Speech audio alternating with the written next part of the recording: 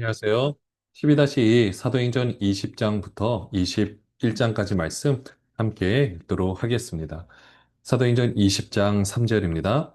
배 타고 수리아로 가고자 할 그때에 유대인들이 자기를 해하려고 공모함으로 마게도냐를 거쳐 돌아가기로 작정하니 아시아까지 함께 가는 자는 베레아 사람 브로의 아들 소바더와 데살로니가 사람 아리스다고와 세군도와 더베 사람 가이오와 및 디모데와 아시아 사람 두기고와 드로비모라.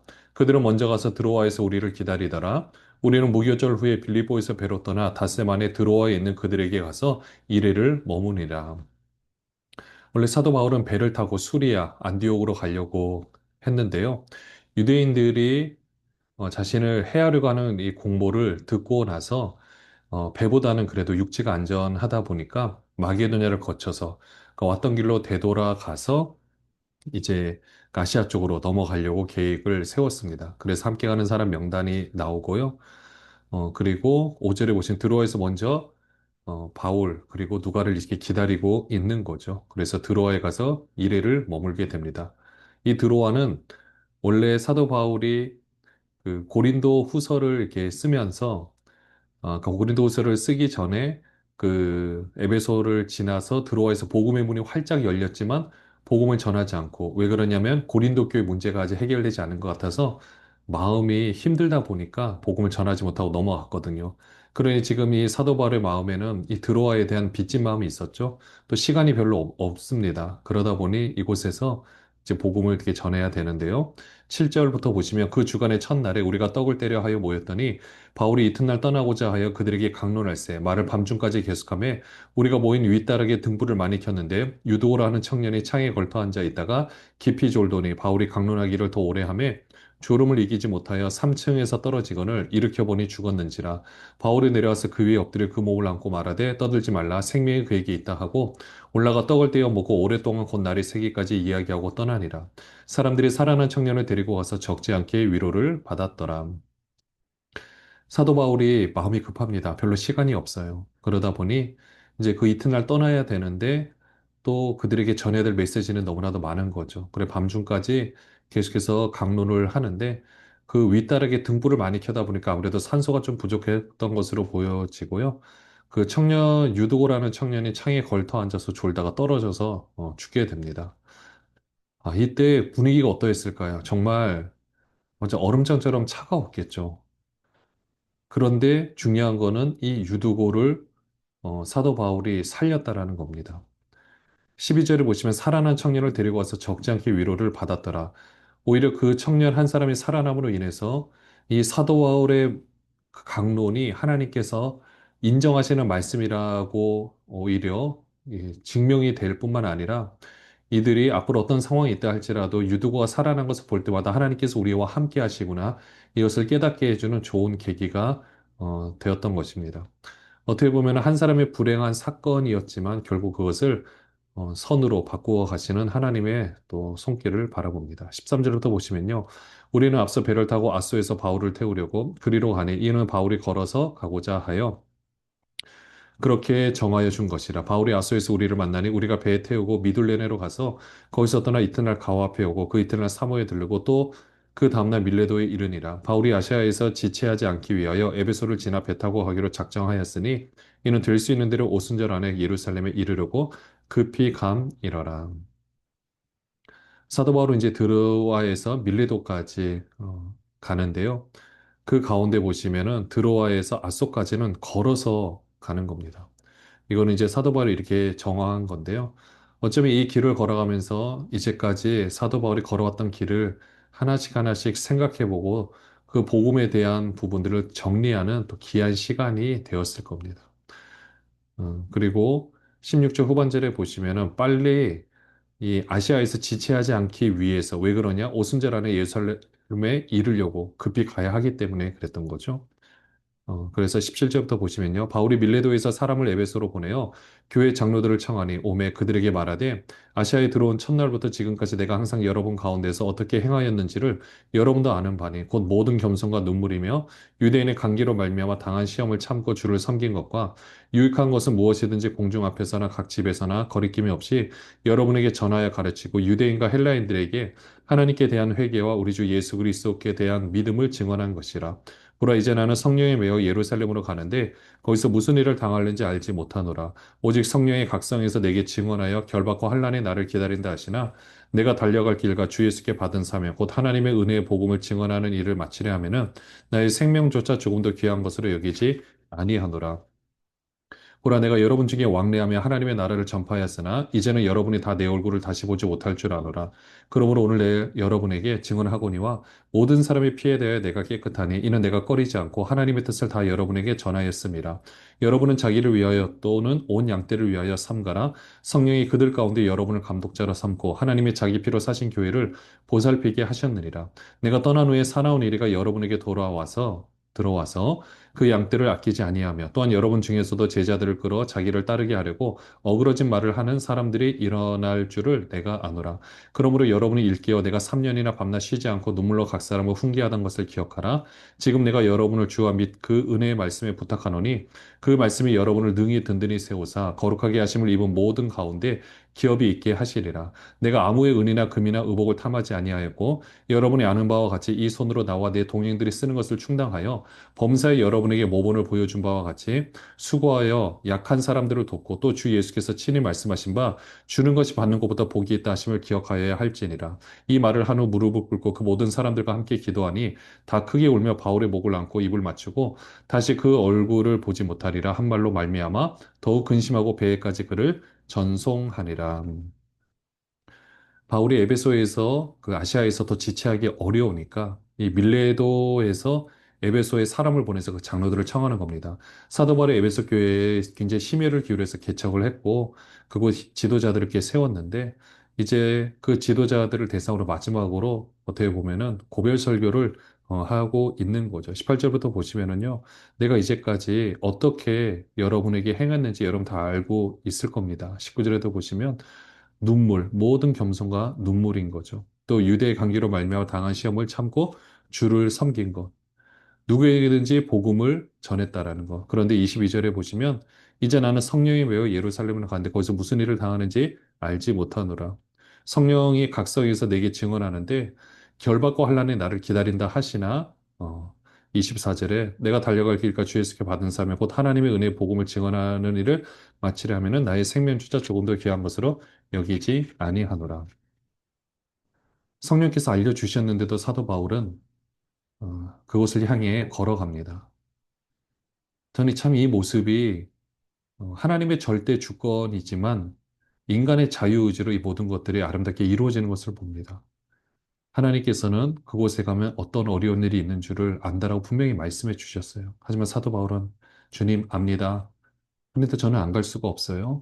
그래서 갈 겁니다. 이렇게 말을 하는 그 사도 바울의 모습. 네. 어쩌면 우리의 모습도 동일하다고 생각이 되어집니다. 우리의 삶의 현실이 어쩌면 하나님께서 우리를 보낸 그 자리, 고통의 자리일 수도 있고요. 어려운 자리일 수도 있지만 우리가 지금 잘 감당하고 있는 거죠. 사도 바울은 이제 예루살렘의 그 장로들에게 다시는 내 얼굴을 보지 못할 것이다. 그렇지만 내가 어떻게 하는지 여러분들에게 잘 알지 않냐. 내가 모든 사람의 피해에 대해 내가 깨끗하다. 최선의 노력을 다해서 본인이 할 수 있는 모든 것을 다 했다라는 거죠. 28절에 보시면 앞으로 이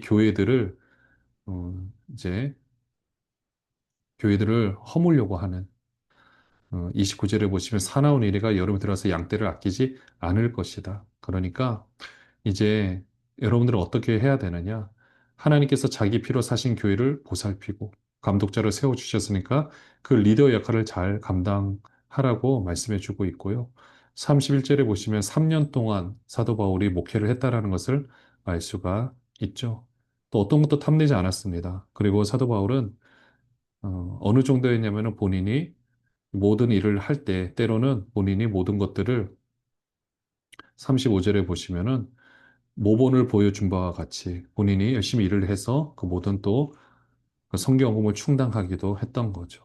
그리고 함께 이 모든 말씀을 마치고 36절에 무릎 꿇고 함께 기도하고 그 장로들은 다시 보지 못한다고 사도 바울이 말하니까 굉장히 근심스러운데 그래도 배에까지 그를 전송하게 되었습니다.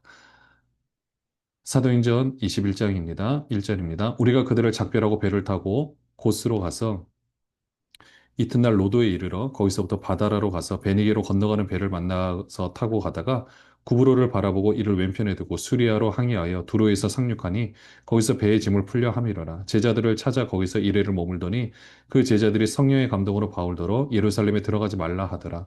이 여러 날을 지낸 후 우리가 떠나갈새 그들이 다 그 처자와 함께 성문 밖까지 전송하거늘 우리가 바닷가에서 무릎을 꿇어 기도하고 서로 작별한 후 우리는 배에 오르고 그들은 집으로 돌아가니라. 두로를 떠나 항해를 다 마치고 돌레마이에 이르러 형제들에게 안부를 묻고 그들과 함께 하루를 있다가 이튿날 떠나 가이사에 이르러 일곱 집사 중 하나인 전도자 빌립의 집에 들어가서 머무르니라. 그에게 딸 넷이 있으니 처녀로 예언하는 자라. 여러 날 머물러 있더니 아거보라 하는 한 선지자가 유대로부터 내려와 우리에게 와서 바울의 띠를 가져다가 자기 수족을 잡아매고 말하기를 성령이 말씀하시되 예루살렘에서 유대인들이 이같이 이 띠 임자를 결박하여 이방인의 손에 넘겨주리라 하거늘 우리가 그 말을 듣고 그곳 사람들과 더불어 바울에게 예루살렘으로 올라가지 말라 권하니 바울이 대답하되 여러분이 어찌하여 울어 내 마음을 상하게 하느냐 나는 주 예수의 이름을 위하여 결박당할 뿐 아니라 예루살렘에서 죽을 것도 각오하였노라 하니 그가 권함을 받지 아니하므로 우리가 주의 뜻대로 이루어지이다 하고 그쳤노라. 이 여러 날 후에 여장을 꾸려 예루살렘으로 올라가세 가이사랴의 및 제자가 함께 가며 가이사랴의 몇 제자가 함께 가며 한 오랜 제자 구브로 사람 나손을 데리고 가니 이는 우리가 그의 집에 머물려 함이라. 사도 바울이 이제 예루살렘으로 가는 그 모든 여정들이 나옵니다. 그리고 두로에 가서 거기서 제자들을 찾아 이레를 머물게 되고요. 근데 그때도 동일하게 성령의 감동으로 바울도로 예루살렘에 들어가지 말라고 이야기를 합니다. 그래서 함께 무릎을 꿇고 기도하고 작별을 한 다음에 드디어 이제 가이사랴에 가서 일곱 집사 중 하나인 전도자 빌립의 집에 들어가죠. 거기 보니까 딸 넷이 처녀를 예언하는 자가 있는데 동일하게 얘기를 합니다. 예루살렘에 올라가지 말라라고. 그때 13절에 여러분이 어찌하여 울어 내 마음을 상하게 하느냐? 나는 주 예수의 이름을 위하여 결박당할 뿐 아니라 예루살렘에서 죽을 것도 각오하였다. 그래서 권함을 받지 않으니까 주의 뜻대로 이루어지리다라고 이야기를 합니다. 그리고 예루살렘 올라가서 드디어 예루살렘에 이제 올라가게 됩니다. 17절부터 보시면요. 예루살렘에 이르니 형제들이 우리를 기꺼이 영접하거늘 그 이튿날 바울이 우리와 함께 야고보에게로 들어가니 장로들도 다 있더라. 바울이 문안하고 하나님이 자기의 사역으로 말미암아 이방 가운데서 하신 일을 낱낱이 말하니 그들이 듣고 하나님께 영광을 돌리고 바울더러 이르되 형제여 그대도 보는 바에 유대인 중에 믿는 자 수만 명이 있으니 다 율법의 열성을 가진 자라. 내가 이방에 있는 모든 유대인을 가르치되 모세를 배반하고 아들들에게 할례를 행하지 말고 또 관습을 지키지 말라 한 다음을 그들이 들었도다. 그러면 어찌할꼬 그들이 필요한 그대가 온 것을 들으리니 우리가 말하는 이대로 하라. 선한 네 사람이 우리에게 있으니 그들을 데리고 함께 결례를 행하고 그들을 위하여 비용을 내어 머리를 깎게 하라. 그러면 모든 사람이 그에 대하여 들은 것이 사실이 아니고 그대도 율법을 지켜 행하는 줄로 알 것이라. 주를 믿는 이방인에게는 우리가 우상의 제물과 피와 목매어 죽인 것과 음행을 피할 것을 결의하고 편지하였느니라 하니 바울이 이 사람들을 데리고 이튿날 그들과 함께 결례를 행하고 성전에 들어가서 각 사람을 위하여 제사 드릴 때까지의 결례 기간이 만기된 것을 신고하니라.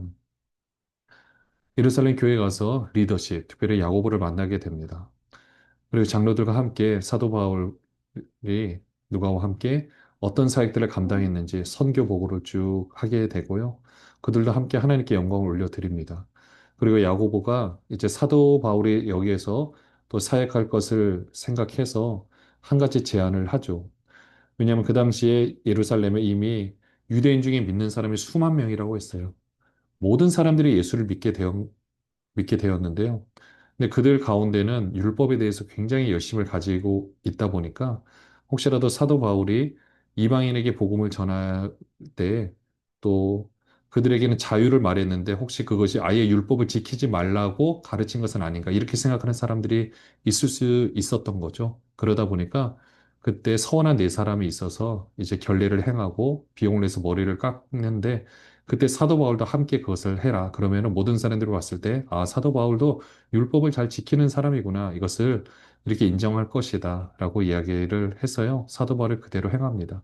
이때 사도 바울이 어떤 모습인 것 같습니까? 그 누구보다도 율법에 대해서 더 열심히 지켰는데, 사도 바울이 항상 고백했던 것처럼 내가 더 많은 사람을 얻기 위해서 유대인에게는 유대인에 맞추고, 또 헬라인에게는 헬라인에게 맞춘다라고 말했던 그 사도 바울의 고백처럼 그들의 입장에서 또 맞춰서 벌써 쓸쓸하게 어떻게 보면은 본인은 안 해도 되지만 그래도 이방에서 많은 시간들을 보내고 왔으니 이 결례를 행하는 모습을 일부러 보여주려고 할 때 또 거기에 맞춰서 정말 복음이라면 그 어떤 것에도 굴하지 않지만은 또 사람을 위해서는 그 복음을 믿는 사람을 위해서는 어떤 상황에도 유연하게 대처하는 모습을 봅니다. 27절부터 보시면요. 그 이래가 거의 참에 아시아로부터 온 유대인들이 성전에서 바울을 보고 무리를 충동하여 그를 붙들고 외치되 이스라엘 사람들아 도우라. 이 사람은 각처에서 우리 백성과 율법과 이곳을 비방하여 모든 사람을 가르치는 그 자인데 또 헬라인을 데리고 성전에 들어가서 이 거룩한 곳을 더럽혔다 하니 이는 그들이 전에 에베소 사람 드로비모가 바울과 함께 시내에 있음을 보고 바울이 그를 성전에 데리고 들어간 줄로 생각함이러라. 온 성이 소동하여 백성이 달려와 모여 바울을 잡아 성전 밖으로 끌고 나가니 문들이 곧 닫히더라. 그들이 그를 죽이려 할 때 온 예루살렘이 요란하다는 소문이 군대의 천부장에게 들림에 그가 급히 군인들과 백부장들을 거느리고 달려 내려가니 그들이 천부장과 군인들을 보고 바울 치기를 그치는지라. 이에 천부장이 가까이 가서 바울을 잡아 두 쇠사슬로 결박하라 명하고 그가 누구이며 그가 무슨 일을 하였느냐 물으니 무리 가운데서 어떤 이는 이런 말로 어떤 이는 저런 말로 소리치거늘 천부장이 소동으로 말미암아 진상을 알 수 없어 그를 영내로 데려가라 명하니라. 바울이 층대에 이를 때 무리의 폭행으로 말미암아 군사들에게 들려가니 이는 백성의 무리가 그를 없이 하자고 외치며 따라감이러라. 사도 바울이 잡히게 되는데요. 결국 사도 바울이 선교 여행을 가는 곳마다 그 많은 사람들을 이렇게 동원해서 핍박을 하는데 그 실체가 누군지가 나왔죠. 바로 27절에 보시면 아시아로부터 온 유대인들입니다. 그러니까 이 유대인들이 결국 사도 바울이 개척한 교회도 문제를 일으켰다고 보셔도 되고요. 사도 바울이 가는 곳마다 핍박을 했던 거죠. 그리고 이 사람들이 와서 뭐라고 말합니까? 26절에, 28절에 보시면 이스라엘 사람들아 도우라. 정통 유대를 말하죠. 이스라엘 이 유대인들을 보고 도우라 그래서 이 사람이 가는 곳마다 율법, 백성과 율법과 이곳이 성전이죠. 성전을 비방해가지고 또 헬라인까지 데리고 이 성전에 들어왔다. 그러니까 난리가 난 겁니다. 사실 데리고 들어온 거 아니거든요. 그러니까 막 사도 바울을 막 계속 치고 있는 거죠. 그러니까 31절에 예루살렘에 소란한 요문이 소란하는 소문이 들려서 군대 천부장에게 들리니까 얼른 와서 군대를 동원해서 얼른 사도 바울을 분리시켜서 데리고 갑니다. 계속해서 막 때리고 그러니까 이제 사도 바울은 군사들에게 들려가고 있는 거예요. 37절도 보시면요. 바울을 데리고 영내로 들어가라 할 그때 바울이 천부장에게 이르되 내가 당신에게 말할 수 있느냐? 이르되 내가 헬라 말을 아느냐? 그러면 내가 이전에 소유를 일으켜 자기 4천 명을 거느리고 광야로 가던 애굽인이 아니냐? 바울이 이르되 나는 유대인이라 소호비하는 길리기아 다소 시민의 시민이니 청컨대 백성에게 말하기를 허락하라 하니 천부장이 허락하거늘 바울이 층대 위에 서서 백성에게 손짓하여 매우 조용히 한 후에 히브리 말로 말하니라. 사도 바울 37절에 보시면 내가 당신께 말할 수 있느냐? 네가 헬라 말을 할 줄 아느냐? 네. 그러면서 자기는 이 여기 소읍 출신이 아니라 길리기아 바로 다소의 시민이다. 그렇게 말하고 이제 말할 기회를 주니까 사도 바울은 거기서 또 히브리 말로 말을 합니다. 그러니까 조용해지는 거예요. 어떻게 보면 사도 바울이 열심히 준비하고 이제까지 본인이 갖고 있던 이 모든 것들이 또 아름답게 쓰여지는 모습을 봅니다. 하지만 또 얼마나 많이 맞아서 아플까? 근데 맞을 때마다 사도 바울은 스데반 집사가 생각이 났을 겁니다. 그리고 핍박을 받았던 그 수많은 성도들이 생각났을 겁니다. 그래서 더 열심히 귀한 사역을 감당했을 겁니다. 오늘 우리가 이 말씀을 보면서 우리 평소의 삶 가운데서 우리가 잘 준비되는 것이 너무나도 중요합니다. 하나님께서 잘 준비시키니까 잘 준비되어지고 나서 더 하나님께 아름답게 쓰임받는 모습이 필요한데요. 정말 이 모든 일에 아름답게 쓰임받는 모든 분들 되시기를 주님의 이름으로 축원합니다. 기도하겠습니다. 하나님 아버지, 오늘도 우리를 아름답게 써 주시옵소서. 모든 상황들이 잘 준비되게 하여 주옵시고 준비되었을 때 하나님의 귀한 뜻을 이루어낼 수 있는 우리 모든 분들 되게 하여 주옵소서. 때로는 핍박의 상황이 있을 수도 입니다. 고난의 상황이 있을 수도 있지만 잘 감당하게 하여 주시옵소서. 예수 그리스도의 이름으로 기도합니다. 아멘. 안녕하세요.